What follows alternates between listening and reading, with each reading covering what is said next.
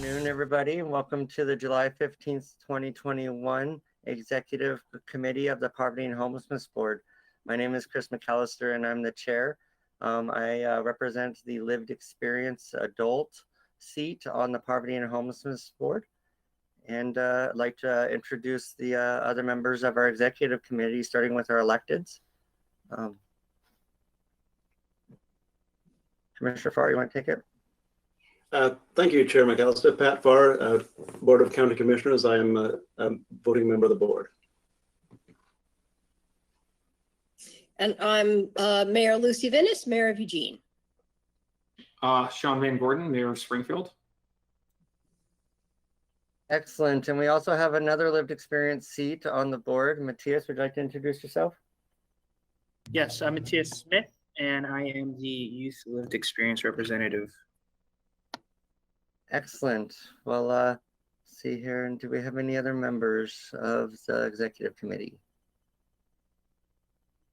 Seeing none.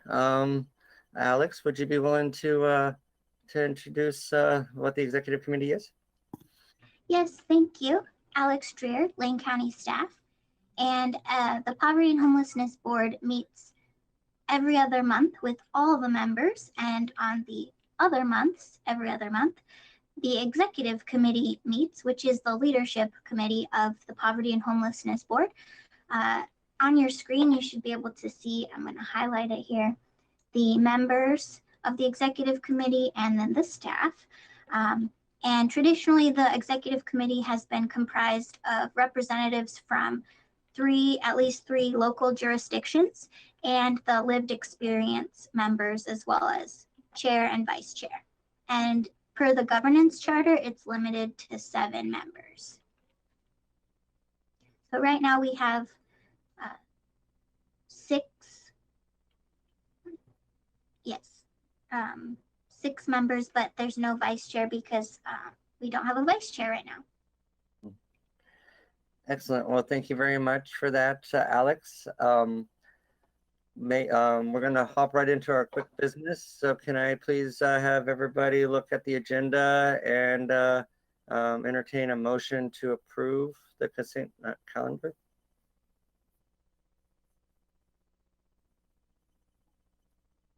Chair McAllister? Yes, sir. I move the consent calendar for July 15th, 2021. Excellent. Is there a second? Second it. Excellent. Thank you, Mayor Vinnis and Commissioner Farr.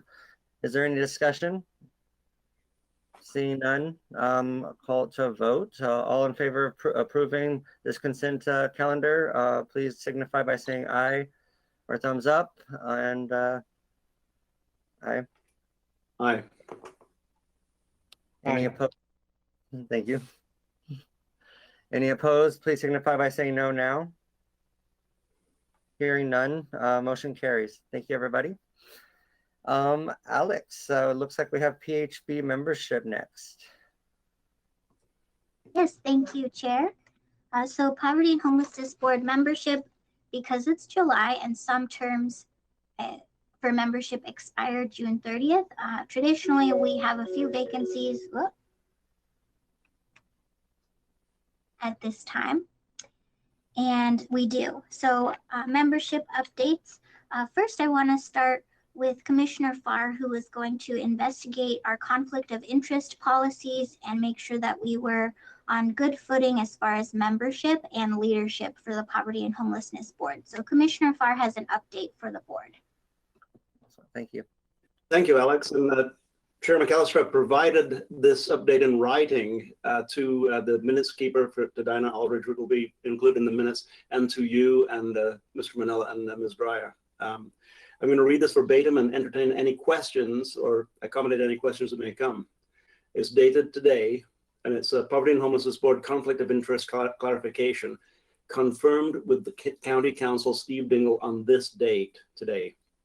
Membership and leadership positions on the Poverty and Homelessness Board are open to members who are employed or have special interest in service providers, agencies who receive support, either monetary or other resource, from Poverty and Homelessness Board action. A potential or actual conflict of interest should be declared by the member at appropriate times. On each occasion, discussion or action is undertaken that will or might affect the agency they are employed by. It's not unlike the declarations made by county commissioners during their regular work with the Board of County Commissioners. Additionally, council will scrutinize charter, council SEL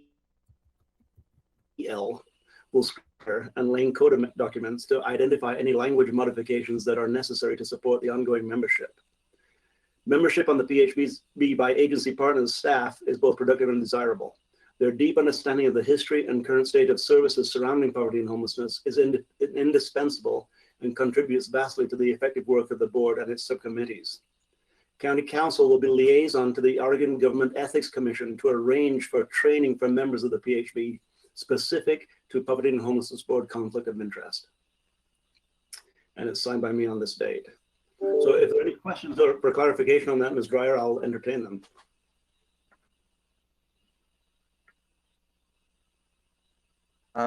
I'm not seeing anybody raising their hand. Oh, Mayor Venice. Just two things. One is I just want to note that Commissioner Trieger is trying to get into this meeting and doesn't have a link. So I'm just, if somebody could help her. The second thing is I'm relieved to hear this clarification, which I think we needed. And so I just want to thank you for presenting that. Yes, thank you, Mayor Trieger. Mayor Venice, sorry. And I see that I'm reading and talking at the same time, not necessarily a smart thing to do. So we are working on getting Commissioner Trieger in. Thank you, Commissioner Farr, for that work, and Mayor Venice for your comments. Are there any other questions regarding this matter? Maybe a quick summary, Commissioner Farr, given that Ms. Sean Murphy just joined us. Thank you, and I've already apprised Ms. Murphy regarding this. Basically, we're all thumbs up, good to go, exactly as we have been proceeding. However, with the caveat that we do need to have a little bit of training so that every one of us knows when and how to declare a conflict of interest. Oregon Government Ethics Commission is prepared to come down and provide training to the Poverty and Homelessness Board specifically regarding that issue. Excellent. Thank you, Commissioner. And is there any action that we as a body need to do to make this request, or is it in the hands of the Commissioner? No action by this board at this point in time, other than the action you've already taken. And I take that back ever so slightly, Mr. McAllister, that if you want the training, and this is in your hands as the chair, if you want the training, just arrange through me and County Council, and Oregon Government Ethics Commission will begin that process. Excellent, sir. Be in talks with you soon. Thank you very much for that. And before, just as a quick housekeeping item, before we go into staffing updates at Lane County, which will be presented by Mr. Steve Manila, I was just wanting to have a jurisdiction update. We have several electeds who are doing things in their community, and this would be a couple things that we can work on, and then after that we have a couple other membership updates, and then it will be Steve Manila. So can we check in with the City of Eugene? Yeah, I'm happy just to give a brief update. So as you know, the city is working with our partners, with the county and with the business community to identify and our provider community to identify locations where people could safely either sleep in tents or in vehicles. And so the city, that work is moving forward. Council will have an update on the status of the first 2 or 3 sites this coming Wednesday, the 21st. So that work is very promising. We're continuing to have, we have pretty large safe sleeping sites at Washington, Jefferson, and at 13th, and have added, we're adding some staffing there. We continue to add some sort of services and some sort of monitoring, because it's just a lot of people in one place. And so, you know, that continues to be a changing landscape. And we have also been working particularly out in our business district out in West Eugene, where there is a very large number of people living in vehicles, and it has been very challenging. So the city had passed some new parking regulations to just make it clearer about where people could park and not park, and clearer for our parking services people.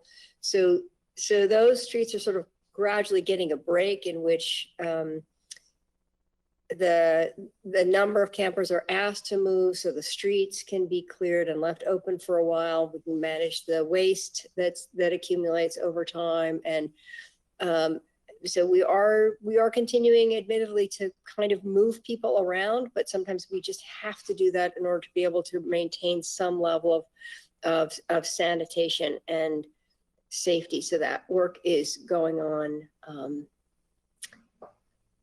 you know, every day. Excellent. Thank you, Mayor. I'm always excited to hear what the City of Eugene is working on and how they're collaborating with our community partners. Is there a Springfield update? Sure. So a couple of big things we're sort of tracking from the Springfield side. Two of our affordable housing projects we're still tracking down this summer. Hopefully the school admin building, which is the one on Mill, we're trying to acquire to redevelop into a affordable housing site for families. Council's on recess right now, but when we come back, we're going to be looking at our camping ordinance to bring it up to federal regulations. So that's gonna happen. And then we do have, right before we went on break, we allocated an additional $300,000 that we still had left over from CDBG CARES funding for COVID relief. About half of that went to unhoused outreach in Springfield, and the other group went to a variety of different needs related to COVID relief. And of course, I did get to spend time with Mayor Vinish yesterday, welcoming the Secretary of Transportation. But that's a whole other story. Well, thank you, Mayor. And Commissioner Farr.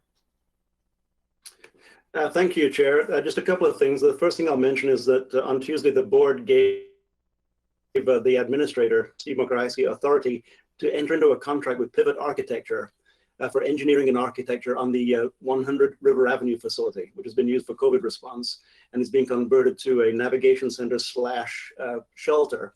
The details of that will be released as we move forward, but that has been let. Then additionally, we had a very good meeting of the Mental Health Advisory Committee. It was a more or less a summit meeting on Tuesday of this week. I'm sorry, the days run together. It was on Wednesday, it was just yesterday, where about 60 people participated, and the subject was workforce for our partner agencies, nonprofits. Very robust discussion, provided no great action other than getting people together to discuss something that the Human Services Commission, the Board of County Commissioners, and other agencies have been talking about. It is high on our list, the support for our nonprofit agencies to provide them with the means to attract and retain staff to carry out their mission. There's a lot going on besides that, Mr. McAllister, but those are the two main ones I think that pertain to this board. Excellent. Thank you, sir. And just for continuity's sake, does Commissioner Traeger have anything that she wants to speak to happening in her jurisdiction? Thank you. You caught me off guard eating my lunch as I listen in.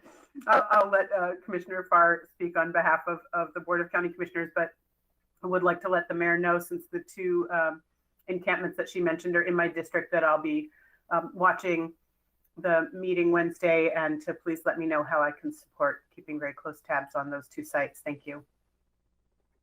Excellent. Thank you. So with that in mind, I would like to restore the meeting back to Alex on membership. Thank you, everybody. Thank you, Chair. I just had a few more membership updates. So we currently have a rural elected official position on the Poverty and Homelessness Board, and that is John Raleigh Fox, the city councilor with Coburg.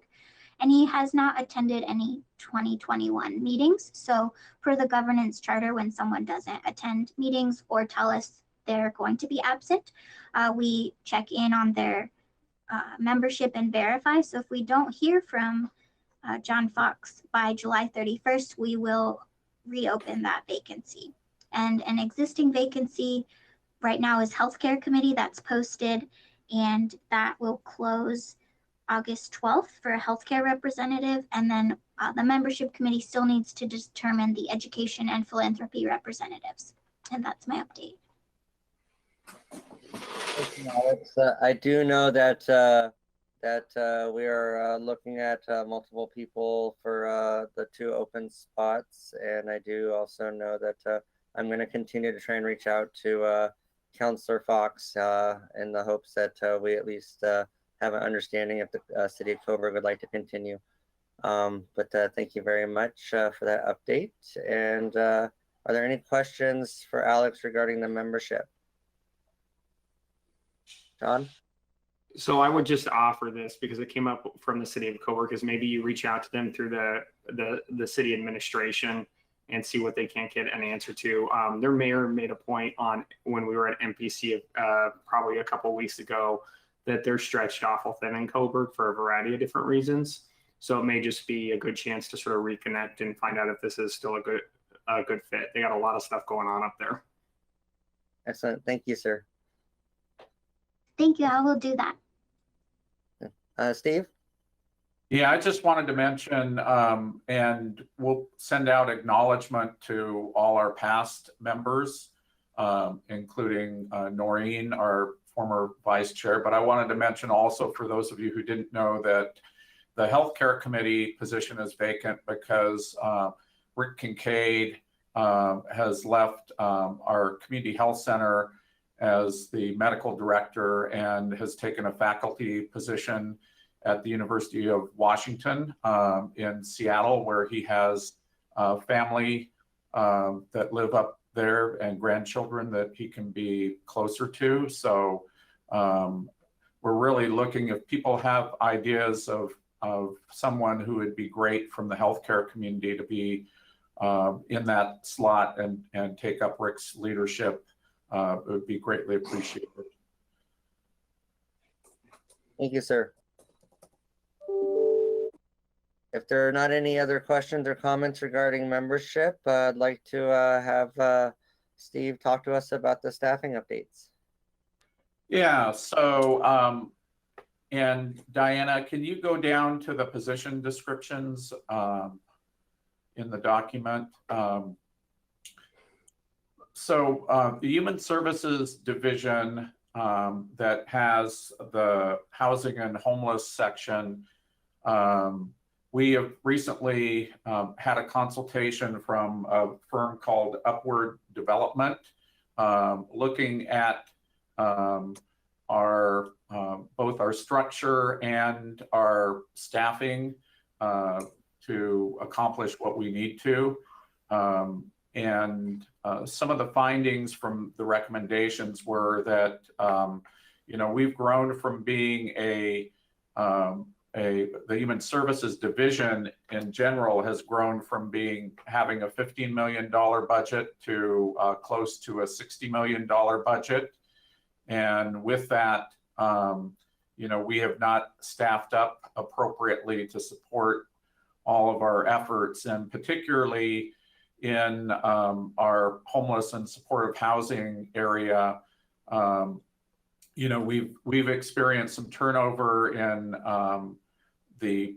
what had been our previous homeless services supervisor position, and part of the analysis was that we were just having that one position to do too many things for us. So what is being put in place is a structure that has a housing services program manager, and that program manager will also provide support for the PHB as part of their job, work interjurisdictionally with other jurisdictions, support the division manager. We have in the Human Services Division, we have approximately 60 permanent employees that work in 5 different sections. This is one of the sections. We have a workforce program that has currently 25 FTE, and we have our veterans program, our coordinated care program, used to be known as the Dovetail program, and then our energy assistance program, which is also taking on right now the mega rent assistance program. And so we're trying to provide enough support both for the division and then for the staff. So if you could go to the housing program manager position, please. So the housing, if you go down and show about the position, the housing program manager will have 3 supervisors that report to that position, and those include our data and quality group that Lisa Stewart leads, our outreach and coordinated entry team that James Ewell leads, and then the third group will be our program service coordinators like Alex and Amanda Borta and Danielle Batista, and who are responsible for all of the services and all of the contracts and grant management. We do have another thing to report is we do have a vacancy. Our emergency shelter program service coordinator, who was Catherine Ryan, she took another opportunity for a job at Pacific Source, and so we're posting that vacancy as well. So we actually in this section have 3 positions that we're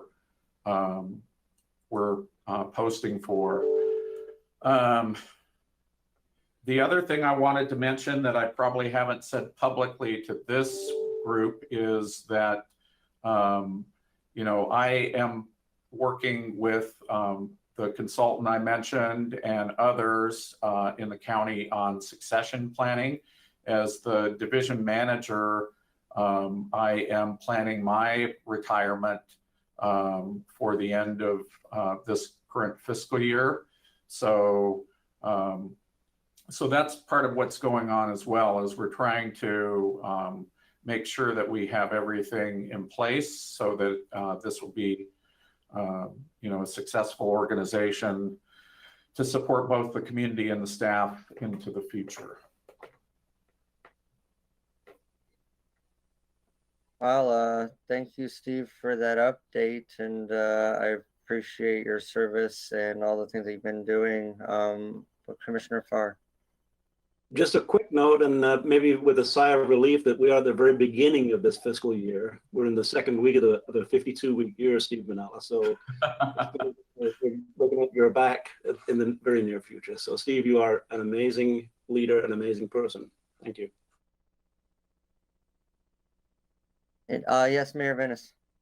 I also just wanted to second Commissioner Farr's comments, and with appreciation for your service, Steve, and for this process of ensuring that this organization that you've built will be in good place, in a good shape going forward after you retire. But I'm glad we still have the rest of the fiscal year to work with you. And also wanted to just say I'm sorry that we've lost Catherine Ryan, because it was great to work with her, and I wish her well in her next steps. So thank you. Well, Thank you, Mayor. thank you both for your comments. One of the things, one of the learnings that I can share from that is general related to the work that Catherine has been doing this past year And also the work that the city of Eugene has been doing around the rest stop and other alternative shelter programs is that as a region, we still need to do work around figuring out how we're going to support the logistics. You know, typically people who go into these jobs are responsible for putting together program plans, putting together contracts, managing grants, that sort of level. And, you know, what's happened around all of the alternative sheltering is that there is a lot of logistical. It's like, you know, these pallet shelters need to be delivered over here, and we need to find a vehicle to, we need somebody to deliver them. We need somebody who has both a truck and a forklift, and they need to be here at this time on this date. And this group can sponsor them during the winter. This group can sponsor them during the summer. And so that's been a big learning. And both, you know, the city of Eugene and Lane County have leaned heavily on our public works departments, as well as the city of Eugene has leaned on its parks department, you know, to do everything from trash pickup to all sorts of pieces. So I think that that's a big, you know, that's a big piece of the puzzle. Also, Steve Moker-Heisky has put together a meeting for next week that relates to the whole topic of you know, inclement weather and environmental hazards such as wildfire. And you know, after the last heat event, it's just clear, you know, as a region, you know, we have good emergency managers in our organizations, and we stepped up during COVID, but to manage the ongoing sheltering needs of populations during these different times, we certainly need to start looking at, you know, what kind of mechanisms and infrastructure do we have in place so that when something comes up, you know, somebody is holding all the pieces. You know, we already know where we can have people, and all of those things are figured out in advance. So, and that sort of dovetails with you know, what Catherine had on her work plan was to review our EGAN program and to see what could be done to strengthen that program as well. St. Vincent de Paul has done a fabulous job, but you know, we've lost a number of church facilities because the fire marshal determined that they weren't adequate for egress in case of fire. And so there are a number of things, a lot of work to be done in those areas as well. Thank you, Steve. Madam Mayor. Yeah, I really appreciate those comments, Steve.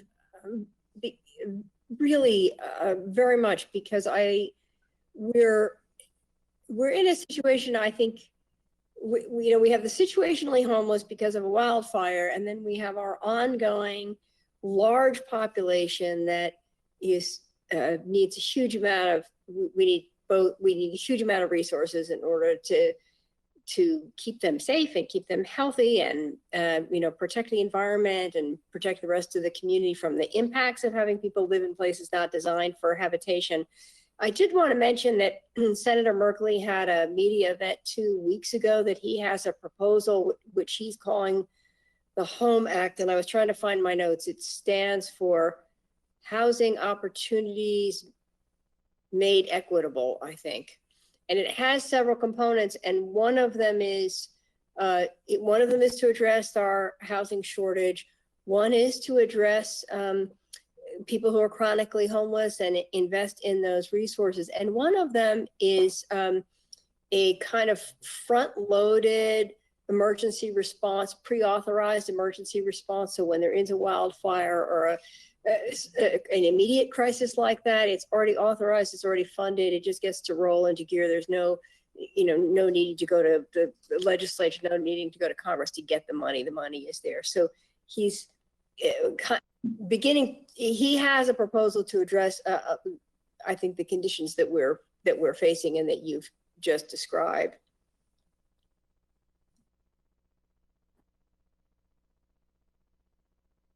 Thank you, Steve. I believe that Commissioner Traeger had a response.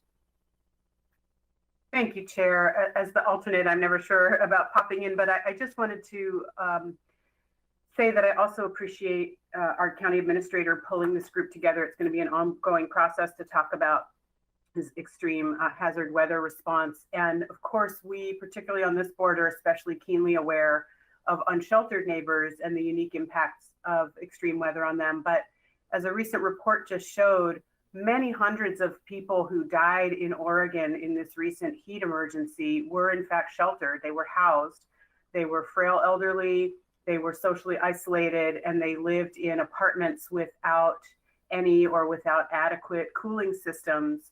And so, with the evident climate change that we are experiencing and the weather events, the hazardous weather events, our response as a county is going to have to be much broader and more robust and inclusive of a number of partners and eyes and ears on the ground to make sure that everyone who is vulnerable, which is a much larger group of people than unsheltered and the most impoverished in instances of extreme weather. And I think it's also really important as our sort of dry run for an inevitable and eventual Cascadia event. So again, while this group is keenly and appropriately focused on our most economically marginalized neighbors, there are an awful lot of people whose health and safety are at risk when we have things like fires and heat emergencies. So I'm just really grateful that the county is working appropriately as the convener to start addressing and getting plans in place. Thank you. Thank you, Commissioner. Are there any other comments along these lines? Seeing none. I just want to draw attention. Lisa Stewart said in the chat, for our information, the fire refugees are not included in the homeless by name list because the projects did not participate in HMIS. And she gave us a tableau to reference. And so thank you, Lisa, for the data as always. Let's see here, where are we with our agenda? It looks like we have strategic planning. Steve, would you like to start this off? Yes, and Alex, we'd like to see the work that you had done on strategic planning that's in the packet. I asked that this be put on the agenda again so that we could check in. I'd like to accomplish a couple of things. One is there was a committee of interested people who Alex can mention who assisted in helping her develop sort of a draft scope of work. So that's one piece. The other piece is I'd really like to come out of the conversation today with, are there other things that we've missed? Are there things that should be excluded? And then also one of the bullet points on the agenda is, and I think it was included in this overview, was to look at governance as a part of the analysis that we want a consultant to do. So with that, Alex, could you sort of introduce, who worked again with you on this and sort of what this document entails? Yes, thank you, Steve. So the initial strategic planning, a smaller group of the executive committee met. That was Mayor Vinnis, Noreen Dunnels, as well as Sarai Johnson, to review a draft scope of work for a consultant to help us develop the next Poverty and Homelessness Board strategic plan. And so what you're looking at, which is in your packet, is the consultant scope of work draft, something that we would post when we're seeking somebody to help us with this project. And one of the things that's in here, I'm highlighting it now, is to explore the fundamental design of the Poverty and Homelessness Board, and that speaks to our governance structure. What's the best design for a county and community of our size, as well as a joint continuum of care and community action board. So ideally, the thought to have this in here was, let's have somebody help us figure that out.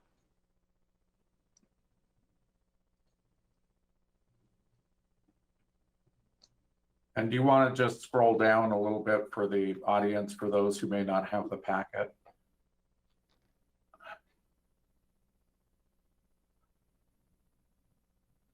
And so I will set up a second meeting with Poverty and Homelessness Board members, anyone who is the members who are interested, to review this draft scope of work again, and then we can put it in front of the Poverty and Homelessness Board to get it out.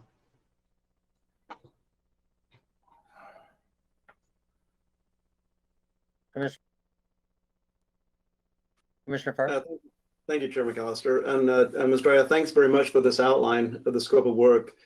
Excellent work has gone into this. I think strategic planning and continual revision and other strategic plans is essential that we get in order for us to make sure we're all pulling in the right direction. And for future governance consideration of this particular board, I think undergoing a comprehensive strategic plan review is essential right now. And Mr. Manella, you described the bringing a consultant on board for this and potentially other projects along the same line. I think that direction, I fully support that direction. So good work so far, thanks. Other thoughts so far? Mayor Venice, and then Mayor Van Gordon. Yeah, thank you for this. I really appreciate this document, and I appreciate the way you have framed it. I guess maybe you could, I would just point out that in the beginning, it seems to me like sort of at the top of the page when it's describing the Poverty and Homelessness Board, it says this is an action-oriented group of elected officials, which is true. And then later it describes this board as advisory. And so it feels to me that when we're putting those two, action-oriented and advisory really are two different things.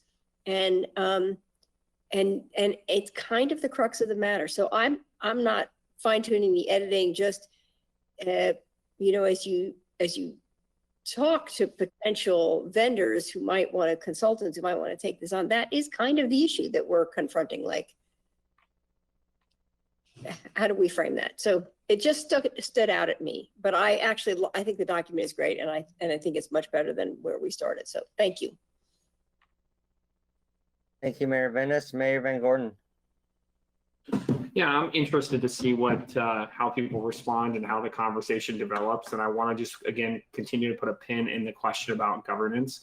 I'm curious at this stage, interested to see what people come up with, but I don't want to mix that up with we could have the fine governance, the governance model that works. We could need to change it. But I know that that's a really tricky question to kind of walk down and have the right conversation around. And, as we get down this road, we may end up having to just spin that conversation off into something a little bit more in depth away from the strategic plan. Thank you, Mayor Van Gordon. Sarai Johnson would like to speak.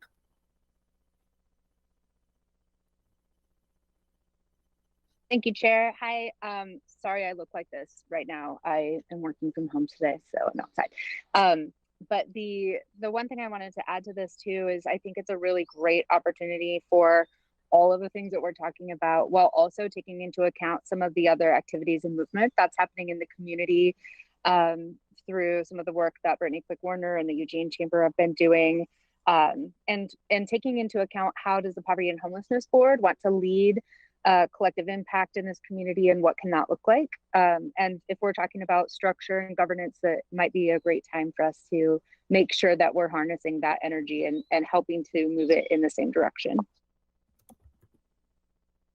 Thank you, Sarai.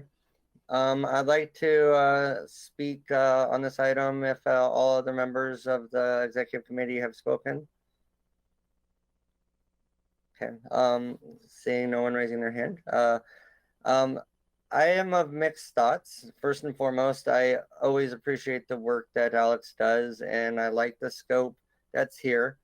I feel like we have both a underutilized resource that is the Poverty and Homelessness Board, and we have like a strategic plan that set a pathway from the last 5 years that I feel that we could reinvigorate while we maybe do some longer term planning and looking at the consultancy things. So having both the governance and the strategic plan tied into the same thing are kind of like not sitting as well with me. And I'm certainly open to more conversation down the road on things. It's just, I think that we had really good work and really good ideas and that we've implemented some of them, but the time wasn't right to do some of it. It felt like in some jurisdictions, we had some people pass away while they were helping us implement these items.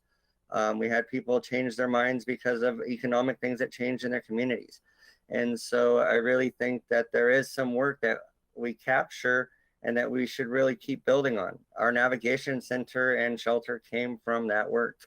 And that's one of the successes. The MLK Commons came from that work. But there's other stuff in our previous plan that we haven't realized. But some of our other communities seem like they're building towards them as if they could realize them. And see, these are just some thoughts I have. I'm not trying to poo-poo anything. This is all great work, and there's multiple directions, and we're at crossroads at many directions. So I yield to any other comments or staff commentary. Commissioner Farr. Thank you, Chair McAllister. You know, your work, specifically your work since the day you joined the Poverty and Homelessness Board, has been instrumental in tactic development. And a strategic plan has strategies, and under the strategies has tactics. Strategies are fairly fixed with a long range goal.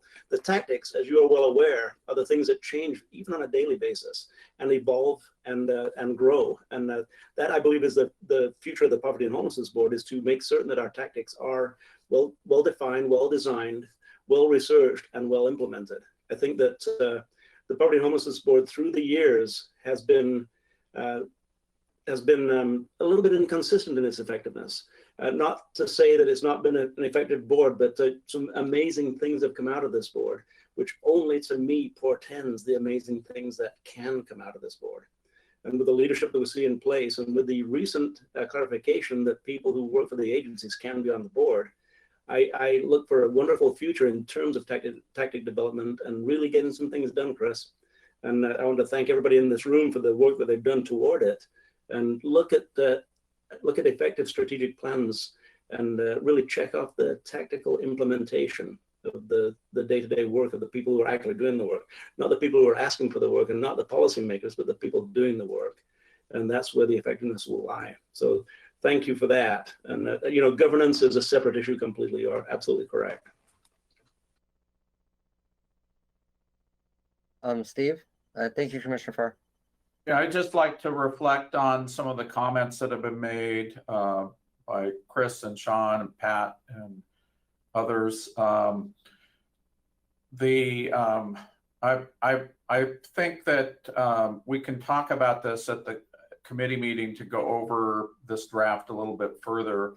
And Mayor Venice sort of touched on it, but you know, the action board versus the advisory board to the Board of Commissioners and the way we have put together the original structure, you know, was sort of, this was sort of a political compromise at the time to get things rolling. And so I think that I think that it is appropriate to look at, as we're looking at how at our strategies and our tactics, to look at our structure and see, you know, whether the structure we currently have is fine for accomplishing what we need to do, or whether a different structure would make sense. And I also agree with Sean and then your hesitancy, Chris, that we don't want the politics of a governance discussion to get in the way of having a good strategic plan on what we'd like to accomplish.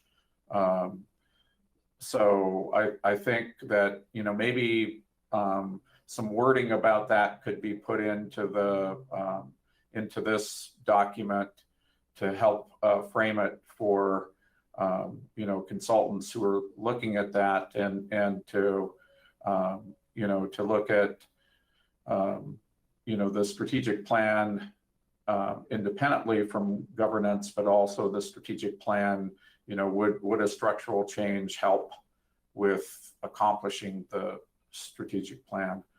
I don't know. I hope that incorporates some of the thoughts that you all just shared. Yes, sir. I appreciate you giving that response. I think that folks should field their questions and thoughts to Steve and to Alex as they contemplate and reflect on this. Was this document in the packet? Excellent. So if people want to look over it before the next time we meet, it'll be very interesting to help them reflect your thoughts and considerations as we look forward on this. My hopes is that we can etch something out this year that is at least an interim strategic plan that will allow us to start work in 2022 during 2022. A lot of times we do plans, we do consultancies, and then we do a review of the consultancy, then we do an explanation of the consultancy, then we do an implementation of the consultancy, and then we do the work. And so I just want to make sure that our providers, our community partners see the action, and the people, most importantly, the people in crisis, the people who need help, see the hope. Because we are long-term strategizing, but successful application of the process, of the system, of the network is how people will continue to go forward. If we're ever going to do built for zero, we need to build for zero, which means immediate action and long-term planning. And we can't just always wait for the plan. I yield. Commissioner Farr. Thank you again, Chair McAllister. You know, what we have in place right now are a host of tactics. Once again, I'll use that word. Things that staff in all agencies, all governments, and all jurisdictions in Lane County are working on currently. We are being effective, and no small part of what we have to do, Chris, is let people see the things that we are actually accomplishing. For instance, I mentioned today the release of the contract for redeveloping 100 River Avenue. A year ago, we didn't even dream that was going to happen. It is happening right now, and that's going to be a significant part of our future. That type of thing needs to be elevated to people's attention to help them understand that there is a wagon to get on board. We're not building a wagon. The wagon's already rolling. Thank you, sir. Other thoughts from members of this committee?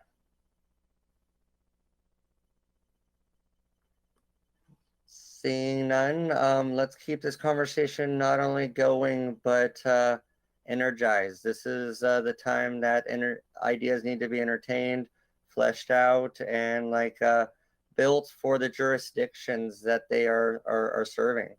And so staff, please reach out if you have any ideas or things that you think that we need to be understanding more. I'm really excited about transitional campgrounds. I'm really excited about things that we as a state and as a community have said, this is going to be our solutions. I just want to be able to see them able to be applied in the communities that are asking for solutions. And so thank you, Steve and Alex, for your work on this. With that in mind, let's move forward, Steve, on the asset updates. And I apologize for having so many items that have my name by them today. It just happened this way. Chris had asked for sort of an update, Pat, on our buildings and acquisitions, and Pat had mentioned River Avenue, and Sarai is here, who's helping to lead the team on that, who can maybe say a few words. But I'll mention the Schenkel building in Glenwood on Brooklyn Avenue is vacant, and it's owned by the county. It's named after Reverend Schenkel. It was an African-American congregation that had the church there before the county acquired it, and been used for the last 30 years as a safe haven for mentally ill homeless. One of the grants that the legislature gave to the county for as part of their American Rescue Plan allocations from the legislature was $500,000 towards the rehabilitation of that building and reuse of that building. And staff have not, we haven't landed on the best use of that facility. We think that at best, the building can, support 12 people living there. And, there's a need for some reconfiguration. That's some of the reason why it's not currently being used. So there's that building that we're currently working on. We sort of got an estimate of what it's going to cost to rehab it. We've been talking to the City of Springfield Planning Department, since the planning is under the City of Springfield's jurisdiction, and need to come up with the best use for that asset. And then Bridges on Broadway is was the Red Lion building that the county owns, that Homes for Good is operating for wildfire folks. That project has been going well. The thing that I would mention is that there was a flood there over the last weekend.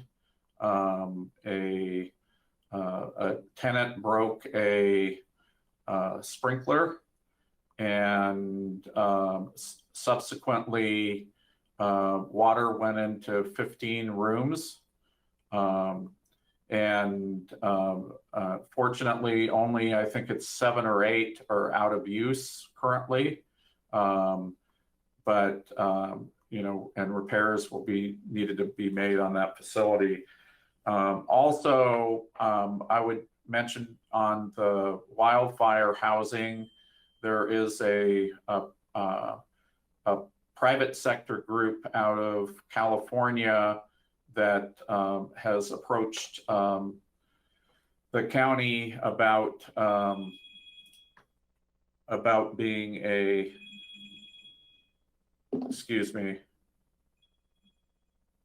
about being a partner in their acquisition of additional motel rooms for wildfire folks. So, and then,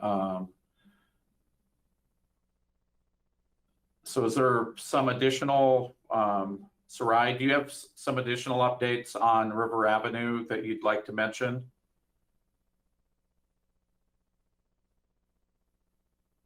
I sure do. Thank you, Steve.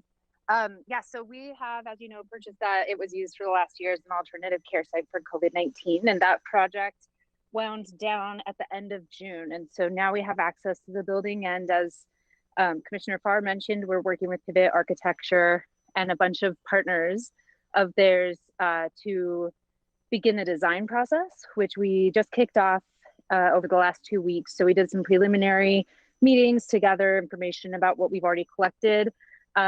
Reagan Watgis and Catherine, while she was still here, and I did a few presentations to gather feedback about initial design needs and thoughts from folks over the course of May and June. So we have some information for the team from that. And then we are also meeting now on Monday mornings from 9 to 11 every week to keep moving this project forward. And I might just like take this moment to make a slight pitch. If any of you are interested or have suggestions of folks who should be a part of our advisory group, folks with lived experience and service providers, etc. We're looking for some people to be a part of a regularly meeting team. They don't have to be there for the full 2 hours necessarily, because that's a lot to ask, but we would really like to get some kind of real-time feedback from folks as we're doing this design process, because we are planning to open the facility July 1st, 2022, which puts us on a very tight timeline, and our design process is kind of compressing about 6 months of work into 10 weeks. So we want to make sure we do it well and are looking for people to help advise that process and ensure that we're hitting the mark on what the building needs in order to accommodate a good program for folks.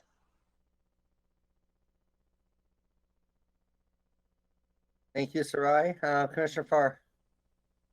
Thank you, Sarai, and thank you, Steve Manella, for the update on all the projects. I'm going to focus a little bit on 100 River Avenue, since it is probably a little bit more directly in motion.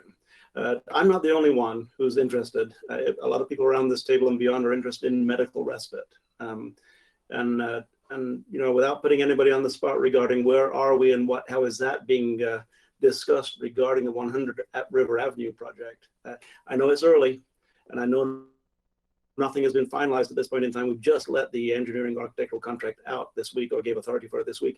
But what about medical respite? Is there a room for this? Is there a discussion surrounding it? And at what point can we really drill it home that we need this in this community? Yeah, thank you for asking that question, Commissioner. We have had a lot of conversation about medical respite, and had initially thought this facility would be obviously a good place for that, since it was used as a clinic in its past life. So that was a part of our conversation. What we have determined based on policy team and some of the design team's recommendations is recognizing that absolutely we do need supervised medical respite. I think we can all confidently say that is true. We also have an obligation to the state to get this program up and running, while we're also running the project with fewer staff than we had anticipated at the beginning. So what we determined this week was that we should pursue the 75 beds that we originally planned for, and still plan for medical respite, although not necessarily in this facility. We will continue that conversation to some degree about how the building could be used or preserved in some ways with the facility or with the amenities that it already has in it. But we are not planning to add a medical respite program to this at this time because of the complexity of the project as it is.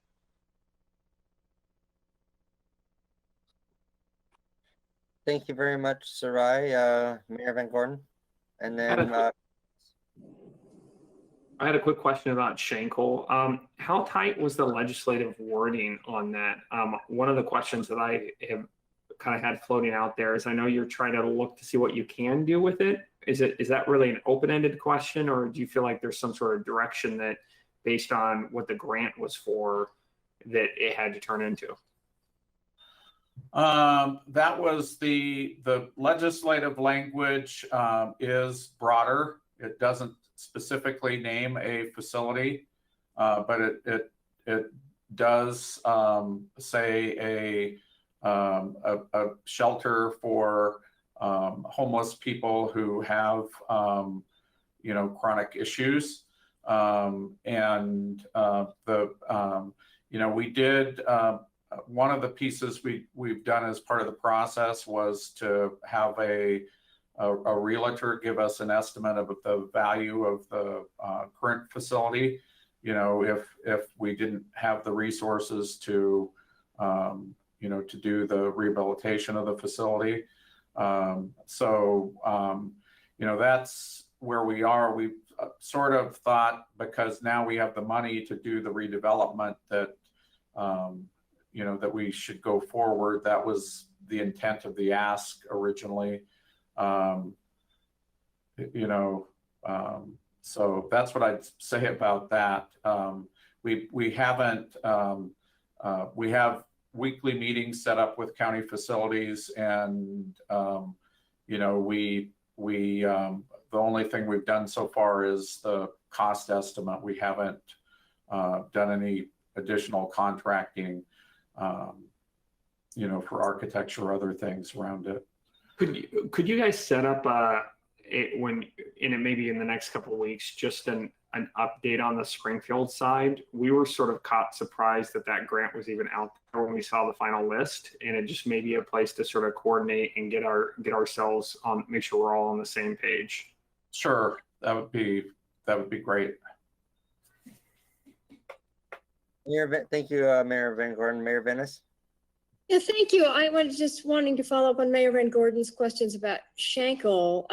Of course, I have a history with that because I worked for Shelter Care, and Schenkel Safe Haven was a program managed by Shelter Care in that facility. So I'm very aware of what it has and what it doesn't have. It's clearly not a facility that could be used as medical respite if there was any real medical treatment to be provided there. I'm wondering, are there providers who are interested in that facility, or are you not at that point yet? I mean, that might determine, I would assume if you had an organization that had some interest in it, then that could help shape what kind of modifications were made to it. It feels to me like maybe more valuable as a place for a program than more valuable on the real estate market, but I don't know if things are changing in that neighborhood. But anyway, I'd love to know. The one thing I'd say is one of the uses that has been identified is we have a population of senior and disabled people who are eligible for other types of housing through senior and disabled services, who are currently homeless, who it takes some time to get them into another residential facility or another type of appropriate housing unit. And, initially that was the thought from our staff, in terms of a use, because that's a current gap that, that we're aware of. We have people, who we end up putting up out at dusk to dawn in military tents, who who have the potential to go into senior disabled programs and be housed, and it might be a more appropriate setting. But you're right, it's not for medical respite. The thing that River Avenue has that medical respite needs is you need to have an investment in a building that's appropriate to put plumbing in, because you need the ability for nursing staff to have access to sinks and do things bedside, and that would be too big an investment to try to convert that particular building into that usage. Well, thank you, Steve. Does that answer your questions, Mayors Venus and Van Gordon?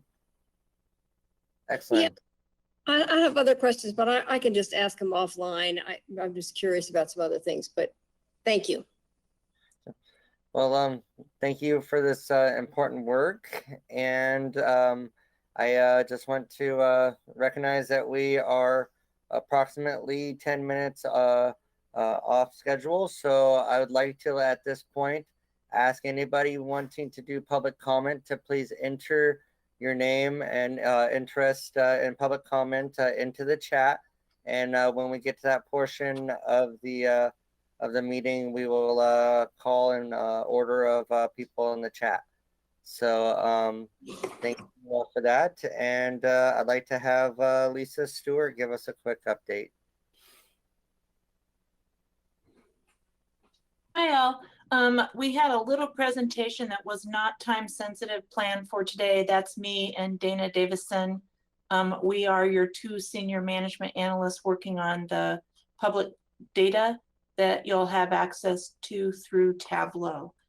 I'll just give you a kind of a trailer to our next meeting that we are with. We are looking, we are actually at a point in our report development, our dashboard development, to be seeking your input on how you would like us to prioritize our next step, our next reports that we make public. So we're going to be asking you, and I'm hoping to be able to send a query out to you during this next month on what kind of projects, project types, or information you're seeking to make your decisions, and help you understand what is in our system. So that is coming up, and that's what we're going to walk through next time. I will say that Dana has published out our June data in the homelessness and Lane County dashboard. I just popped the link in there again. It is so similar to last month's. We didn't get that dip I had hoped for because we're entering the summer. But that similarity is not because it's the same people. We still have 500 people leave the list and 500 new people jump on. It's just that the demographics are very similar, which is consistent from month to month. If you have questions about that, there is a link in that report that you can send a question to us. Dana and I get that, and we'll do our best to respond until we meet again. Excellent. I really appreciate this. Let's have people share with Lisa the items that that they want to know about. We can't solve issues that we don't hear about or we don't know isn't being addressed, and so this is a very important function for us. So I really appreciate the data quality efforts and the continued advancement that this team does. So thanks, team. Now is the time to have public, or actually let's do a legislative session debrief. I have one bill I'd like to make comment on, but I was gonna offer to Steve if there was anything that did finish on his list of things that he's been tracking that we want to know about. Now that session's over and you're over. Go ahead, Chair. So I know that one bill that in particular is important to those in the Lane County area, House Bill 3124, was sponsored by Representative John Lively of Springfield, and it looks at how we do camp cleanup and how we handle the gear of those who have been displaced when it gets to that far. There's several recommendations, including the expansion of time allowed for these notices. So it goes to 72 hours, except for in specific areas. I know that the city of Eugene was able to share its voice on this bill. I don't know if other jurisdictions chose to speak on it, but it's informative regarding even how to store the information, store the stuff, how to actually notify, not just at one entrance of a camp, but anything that could be perceived as a reasonable entrance to a camp. Sometimes there's been notices found at the very back end of a camp or underneath a light pole where no one can see it. This also, one of the biggest highlights of this bill that I think is just, I think it's a game changer if it's actually realized by the jurisdictions affected, but I'm gonna read the bottom part of it. Sorry, one sec. Provides a provision that local law that is more specific or provides greater protections to homeless individuals subject to removal from established camping sites preempts contrary provisions of section. So in the law, there has, in the previous law governing the humane camp cleanup, as it was called, there were loopholes that allowed jurisdictions to either not adhere to the protections offered to unhoused folks, or a state agency preempting the removal would often cause issues that would then be assisted by local agencies. And so this kind of sets a new rule book that says, hey, if you're more humane, if you're having solutions that contradict what the contrary state law is, we, in this context with these frameworks, have local preemption. And so I think that's a cool thing that we need to advise our local jurisdictions about. And when we craft our solutions about the camps, about the move along strategies that people have, I prefer the move on strategies, but we know that both surface in this environment. That we take this law and this bill and the OARs that will follow into consideration, not as a mandate, but as a guideline to do better. So if there's any bills that Steve would like to now address, or any comments to what I was just talking about, this would be a time.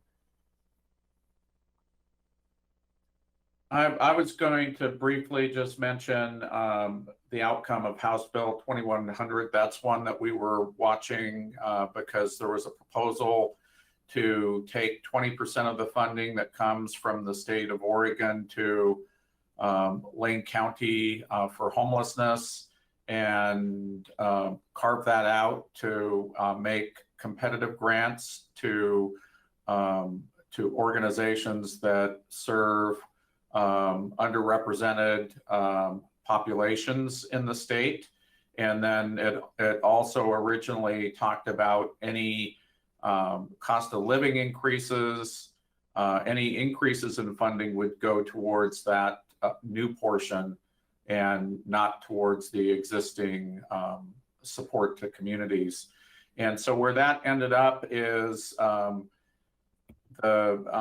there are provisions that were put in the bill that recognize the needs of those underrepresented communities and minority populations, and add some definitions to current statute.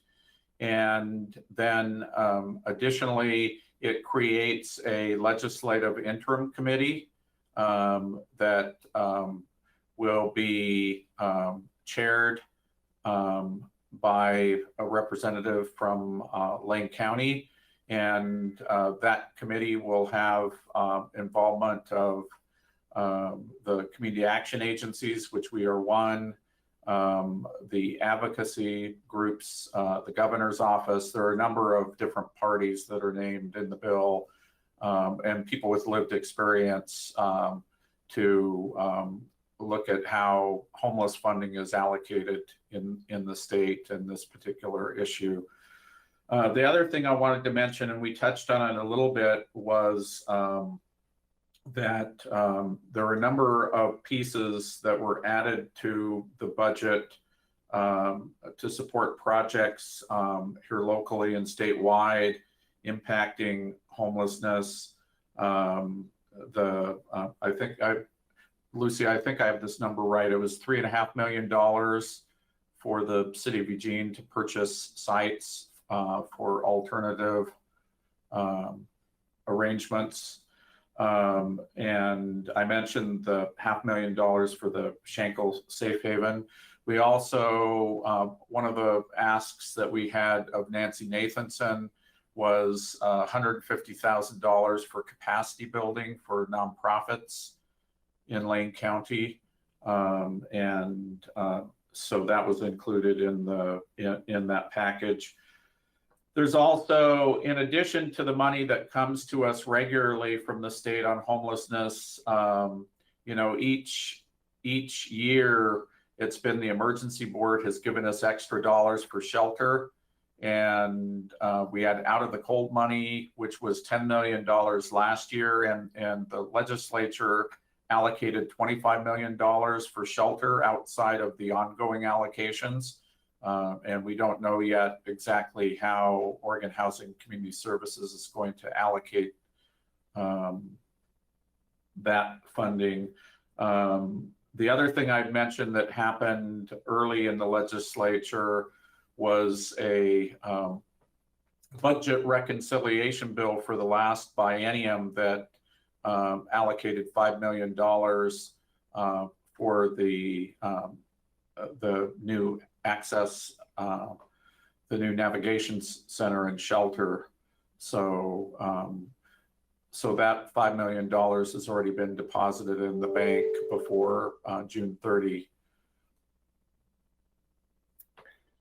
Awesome. Well, thank you, Steve. I have a couple quick follow-up questions. One is, does HB 2100 mean that or empower the CAC to do more action, or is it just funding because we have the CAC? No, what 2100 does is it really speaks to how the state allocates money, and then also it speaks to the issue of how we provide access to various underrepresented groups in the state, and so it's just putting additional language into the statute for the emergency housing account and the state homeless assistance program, and then there was some clarification language, but so it really leaves up to this committee to come with recommendations, for the next session of the legislature about future allocation of resources. Okay, thank you for that. And my question, I guess, might be towards to the city of Eugene. Given that there's some allocation dollars to purchase lands, is for the alternative things, is this for long-term use, or is this for a short alternative pathway that then is used for another project? So we're looking for land in the immediate term. Obviously, we're looking for sites for the safe tent and vehicle sites. And if we found land that we could purchase that was appropriate, these funds would be used for that. Part of our thinking about the land is that we can think about it as, if we're purchasing land, that it becomes part of a land banking program, and that over time that land could be developed into a more permanent kind of housing project. So that's all to be seen. We're just grateful to have the funds that will enable us to move forward at this point, and that even gives us the promise that we could do something more permanent in the future. Thank you, Mayor Venice. Are there any other thoughts regarding the legislative session or the debrief? We can certainly explore things, as Steve mentioned, for what we want to talk about for allocations next year, and what we want to build for our advocacy and support budget request from the state. So thank you, Steve, for your hard work tracking on this. I did not see that we had any public comment requests. This is last call for that. I will offer, since there is no public comment so far, that if there's a provider that would like to give a brief update or pitch for something they're working on, this would be a time to do so if you wanted to put your name in the comment section. And if not, we can talk about agenda items for next week or next month if there's a need, or next executive session. Okay, any thoughts? I have a couple ideas I was gonna throw to y'all, but I wanna make sure that this is inclusive. I know that Lisa Stewart's going to need time for her presentation next time, so we'll have that on the item. Do we know anything about the NEL or some of the other projects that are about to open up? Perhaps a brief summary on that for the all members meeting. So can I get a second on that? Someone wants to hear that? Okay, cool. Any any other projects? We have winter coming, as weird as that sounds. We're now on the back end, and we also have fires already starting. And so again, I'd like to make sure that we have a continued update about what current resources or options are for people, if that's also with an interest with people here. Yeah, I think by the time we have the next meeting, we'll have had that meeting that Steve Moker-Heisky held, and probably have more information about the structure of how that is going to work going forward that we could report on. Do we have a map of all of the hygiene and open toilets and shower options in Lane County that are accessible to homeless persons? Because that would be something cool to review at our next meeting. Because people say the options are out there, but I know that people have mistaken me for a homeless person and not let me use the bathroom when they say they have things. Even being a client or a purchasing person is not enough to use some bathrooms or sinks. And Delta's out there, just saying.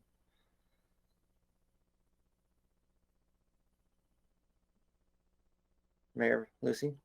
I don't exactly have an answer to that, and I think Brooke, it was on this call. I don't know if she still is. It could be that the city has a pretty good map, at least of the things that we've established in various parts of the city. And I also think, by our next meeting, we will be farther along on this, on these safe tent and vehicle sites. So, I could be prepared or have a staff person prepared to give an update for people who don't have a chance. We won't have any council meetings in the month of August. So there's a little window where it goes a little, let's see, it looks like Jason is on here. Okay, Jason, we will follow up on the map. There's a note in the chat. Awesome. Well, thank you, Jason, and thank you, Mayor Lucy. One thing, if it's not this next general meeting, I hope it's the one afterwards, is I'd like to be able to show the members of the public and members of the community what's it like for an unhoused person seeking shelter in our current system. What are the steps? Maybe go through the chart. This is where you go when you have been ticketed for being in a camper. This is what your options are currently, and this is what we're waiting on. So we can at least see, yes, these camps are coming, such as the city camps and the county camps, and our winter strategies are going to be laying out stuff too. But where is the answer now, and what happens and what goes away? Because some people mistake our safe parking program as a year-round program, when that's also only in the winter times. And so knowledge is freedom, and when we know what we're working with, I feel like we know how we can ask for more and fix more. So if there's people interested in that or want to contribute with mapping this out for that, I'd certainly be open to working with y'all. I also, Chris, I know also that Amanda Borta, I don't know if we'll be ready by this next meeting, but there's there'll need to be a review of the evaluations of the projects, the HUD projects that we're sponsoring. Yes, sir. And so I don't know if that's going to be an August or September item. Okay. Well, that's great to hear. We will look forward to hearing from Amanda. If there's any last comments, this is an interesting time to work. This is a beautiful day to keep trying, and thank you everybody for being part of this. Oh yes, Commissioner Farr.